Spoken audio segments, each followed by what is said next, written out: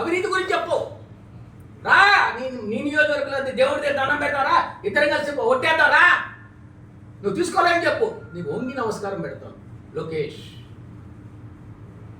This is my challenge. నువ్వు గెలవు అక్కడ. ఈరోజు ఎంతమంది ఫోన్ చేస్తారండి, పద్మశాలీలు, అక్కడ ఉండేవాళ్ళు పెద్ద నాయకులు ఎంతమంది ఫోన్ చేశారు. ఏమండి మరి మా కళ్ళు తెరిపించారండి. మీరు చెప్పిన 100% నిజమండి.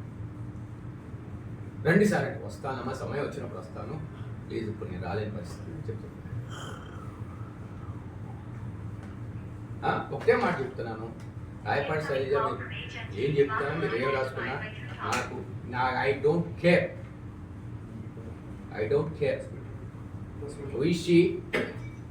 ఇంటి పేరేంటి? 3 సార్లు మారిన ఇంటి పేరు, ఇప్పుడు అసలు ఇంటి పేరేంటి? ఇంకా రాయపాటితో కంటిన్యూ అవుతుందా? పుట్టింటి పేరుతోనే కంటిన్యూ అవుతుందా? ఇప్పుడు ఆ ముగ్గురులో ఏది సెలెక్ట్ చేసుకుంది? 3 ఇంటి పేర్లలో చెప్పమనమ్మా. ఇది నాక ప్రతి మనిషికి వచ్చే డౌట్ ఇది.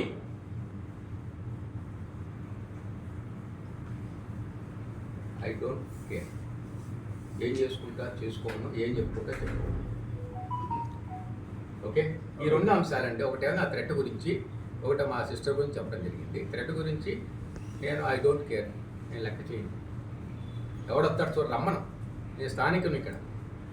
లోకేష్ వస్తాడు, రమ్మను. లేదా మనుషులు తెలుగు యువత వాళ్ళు వీళ్ళు అంటారు, ఏదేదో చేయమను.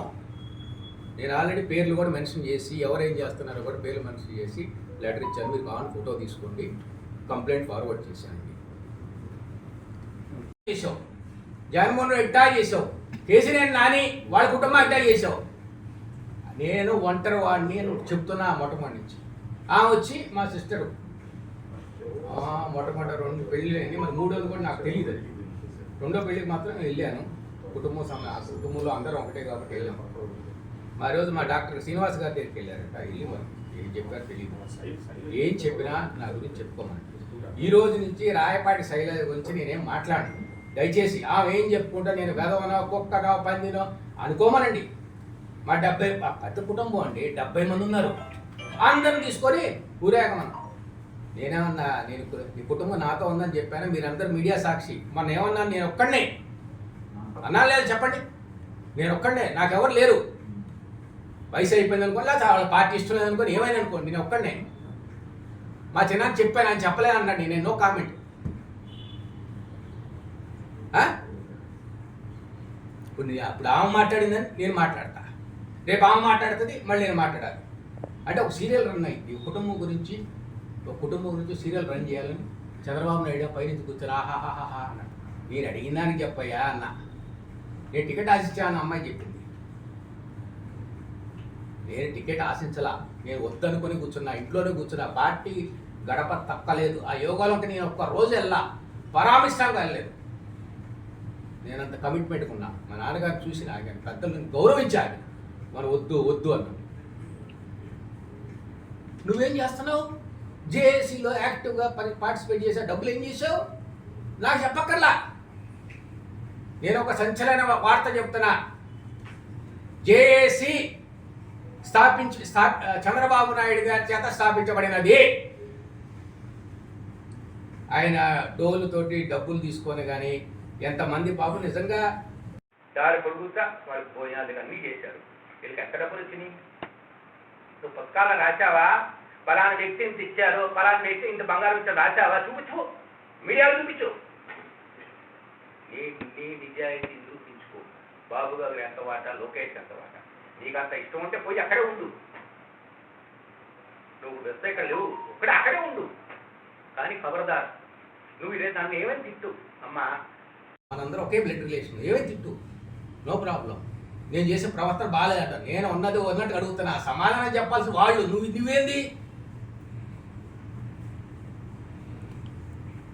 సమాధానం చెప్పాల్సి వాళ్ళు. అసలు నీకేంటి ఇంట్రెస్ట్? నా ప్రవర్తన బాగాలేదు అంతే కదండి. ఏమన్నా అడగండి మీరు. ఆమె ఏముందో నాకు తెలియదు. మీరు ఆమె ఏముందో అందరు కలిసి ఒకసారి అడగండి. ఇంక ఈ రోజుతోటి నేను రాయపాటి శైలజ గురించి నేను మాట్లాడను. ఆమె వేసుకుంటే రీల్ వేసుకోండి, కుటుంబం మొత్తం తీసుకెళ్తుందా, లేకపోతే పెయిడ్ ఆర్టిస్టులు పెట్టుకున్నా, ర్యాలీ చేయమని, ధర్నా చేయమనండి. ఈ ఊర్లో గొడ్డుపోయిందా తెలుగుదేశం పార్టీ? లేదా ఆమె పక్కన తిరగమనండి. ఇంకా మనగాడు ఎవరు లేరా జిల్లాలో? నాకు సమాధానం చెప్పయ్యా, నాకు ఎందుకు? ఐసీయూలో వెంటిలేటర్ ఉన్నాడు. ఆ చివరి రోజులు ఆమె చెప్పిన మాటది. ఎంత కావాలండి మనకి ఒక కుటుంబం నడవటానికి? ఎంత కావాలి? ఒక లిమిట్ ఉందా? మిమ్మల్ని నమ్మారు, పార్టీ నమ్మారు, ఎన్టీ రామారావు నమ్మొచ్చారు. నమ్మొచ్చినప్పుడు మీరు ప్రజల కోసం చేసేవాళ్ళు అయితే ఎన్టీ రామారావు ఎట్లా ఇచ్చారండి? టికెట్లు ఎట్లా ఇచ్చారు? డబ్బులు తీసుకొని ఇచ్చారా? చెప్పవయ్యా లోకేష్, నువ్వు ఆయన మనవడి. ఇక్కడ మా నాన్న 40 సంవత్సరానికి రాజకీయం ఉన్నారు. నేను చేయాలంటే ఎన్నైనా చేయొచ్చు అవినీతులు. ఒక్క రిమార్క్ చూపించయ్యా, ఒక్క రిమార్క్ చూపించు.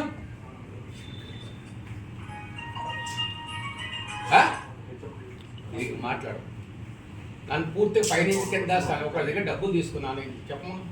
నువ్వు ఎన్టీ రామారావు మనవడమయ్యా. భగవంతుడు అదృష్టం క్రియేట్ నీకు. ఎన్టీ రామారావు మనవడగా పుట్టావు.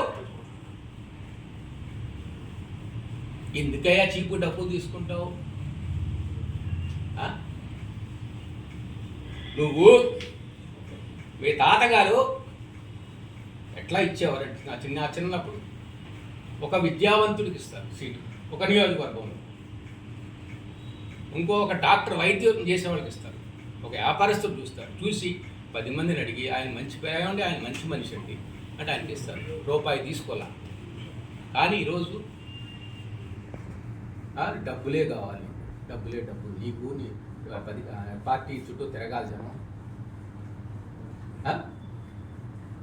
నేను ఎందుకంటే వివరణ చెప్పాలనుకోండి. నేను అడిగిన దానికి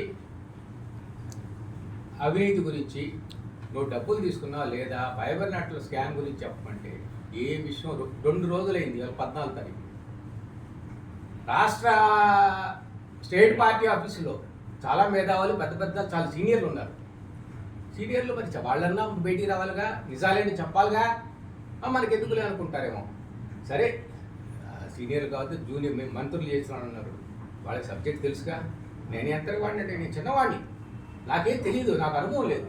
నేను ఒకటి నమ్ముకున్న దేవుణ్ణి. నేను వాస్తవాలు మాట్లాడతా, నేను అబద్ధం వాడను, నాకు అవసరం లేదు. నాకు జవాబు ఇవ్వండి. ఈరోజు నన్ను చేసావు. ఏం చేశారు వాళ్ళు 2 రోజుల నుంచి? దాదా మా చెల్లెలు పిలుచుకెళ్ళారు. నీకెందుకు మాట్లాడన్నాడు. ఆమంటది నాకు మధ్యస్థం ఇచ్చాంట. ఆమంటది నాకు టికెట్ ఇవ్వలేదని. అన్ని టికెట్ అడగలు బొచ్చు టికెట్, తెలుగు టికెట్ తీసుకున్నాడు. పిచ్చినా కొడుకులు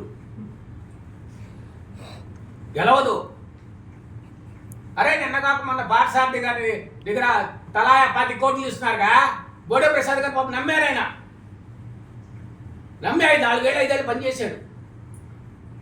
నీకు కళ్ళ ముందు కనపడుతుందండి. పొద్దున్న 10ంటికి ఏమన్నా బాబు గారిని కలుగుతారు, సాయంత్రం 4ంటికి ఏమన్నా ఈయన్ని యోగడం ఆప్ చేసేది ఏంటైనా. అరే come on talk, why don't you talk? నువ్వెందుకు చెప్పరు? ఎందుకు మాట్లాడవు? నీకెందుకు భయం? మాకు థ్రెట్ అనేటువంటిది ఒకటి వైజాగ్ నుంచి అంట. చౌదరి చంద్రబాబు ఎన్నున్నా చంద్రబాబుని మనం కాదనకూడదు. ఎంత ఆయన చేసినా మిగతా కులాలలాగా మనం బయటకు పడవంగా, మనం ఎందుకు పడతారు మీరు బయట అని మాట 12 నిమిషాలు ఒక కాల్ అయింది. తర్వాత మళ్ళీ కాల్ పెరిగి నువ్వు కనుక ఈ రోజు నుంచి విరమించుకోకపోతే నీ సంగతి తేలుస్తాను, నిన్ను నీ కుటుంబాన్ని తేలుస్తాను. నేను ఇచ్చే రారా చూద్దాం, గుంటూరు రా, నువ్వు ఎక్కడో వైజాగ్ వచ్చి ఇక్కడికి వచ్చి మాట్లాడు. ఆ తర్వాత రెండోసారి నిన్న సాయంత్రం చంద్రబాబు నాయుడు గారికి కోర్టు దగ్గరకు వచ్చారు కదండి. ఎక్కడికి వచ్చారు? సిఐడి ఆఫీస్కి వచ్చారు. అక్కడ పార్టీలో కొంతమంది నన్ను కిరాయి హంతకుడి చేత చందాలు వసూలు చేశారు. 50 లక్షలు ఖర్చు అయిందండి. ఆ పేర్లు వివరాలు నేను ఎస్పీ గారికి ఇవ్వడం జరిగింది. నేను ఇక్కడ 40 సంవత్సరాల్లో ఇక్కడే ఉన్నాను. మీరు కిరాయి హంతకులు కాదు, నా కొడకల్లారా ఎవరినైనా తీసుకురండి రే. దమ్మున్న మనవాడైతే ఒక అబ్బకు పుట్టినట్టయితే రండి, చిటికేస్తే 5 నిమిషాలు 100 మంది వస్తారు, నన్ను చంపుతారా రండి. నేను ఉదయం ఎక్కడ ఉంటాను, మధ్యాహ్నం ఎక్కడ ఉంటాను, సాయంత్రం ఎక్కడ ఉంటాను, ఏ టైంలో ఎక్సర్సైజ్కి వెళ్తా, జిమ్కి వెళ్తా, అన్నీ తెలుసు. రండిరా నా కొడకల్లారా, నన్ను చంపుతారా? ఇది నా స్థానం, ఇంటి దగ్గర రండి. వీళ్ళకి నేను చెప్పు, అంత పిచ్చి నా కొడుకుని కాదు, నీ బెదిరింపులకి నేను భయపడను. నేను క్లియర్గా చెప్తున్నా, నేను దేనికి భయపడను, నేను తెగించాను. రెండోది, దాని గురించి కంప్లైంట్ ఇవ్వడం జరిగింది. ఎస్పీ గారు, డిఎస్పీ గారు అందరూ సహకరించారు. మీరు ఇన్వెస్టిగేషన్ చేసి చట్ట ప్రకారం ఏం చేయాలో చేయండి. ఇట్లా ఉంది. ఇంకొక ముఖ్యమైన మాట చెప్పాను, నా ప్రాణానికి ఏమైనా అయితే నారా లోకేషే బాధ్యతని స్టేట్మెంట్ ఇస్తున్నా, మీ అందరూ చూపిస్తున్నా. నా ప్రాణానికి అయితే నారా లోకేష్ బాధ్యత అని నేను పోలీసుకి స్టేట్మెంట్ ఇస్తున్నా. రావయ్యా, నువ్వు ఎక్కడో కూర్చుంటావు, రా. ఎక్కడ కూర్చున్నావు? కలెక్షన్ అయింది, రా, చాలు రా. ఏం చేస్తావు చెయ్యి. ఈ ప్రాంతం ప్రజల్లో విషం చెబుతున్నావు. నీకు ఎవరిచ్చారు అధికారి? ఓ రాయలసీమ నా కొడక, ఇక్కడ ఎవరిచ్చారు నీకు అధికారం? ఇక్కడ యువతను పాడు చేస్తున్నావు. కులం కులం కులం, వేరేది లేదేమి. తప్పది.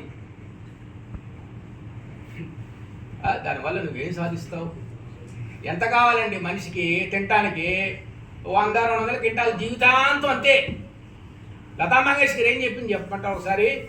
నా దగ్గర అన్నీ ఉన్నాయి, నేను హాస్పిటల్ బెడ్ మీద ఉన్నాను, నేను అనుభవించలేకపోతున్నాను, నేను చాలా బాధపడుతూ వెళ్ళిపోయినా.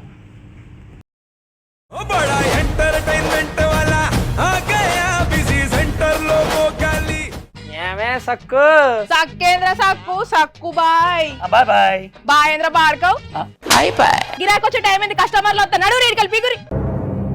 కస్టమర్లు వస్తున్నారు కదా, మాత్రం పొగరు ఉంటది. మరి తగ్గించేద్దాం పొగర్ని. డబ్బులు కట్టేస్తామేంటి కొంప తీసి? లేదు, కస్టమర్లు ఆపేద్దాం. పదా మరి మన బిజినెస్ స్టార్ట్ చేద్దాం.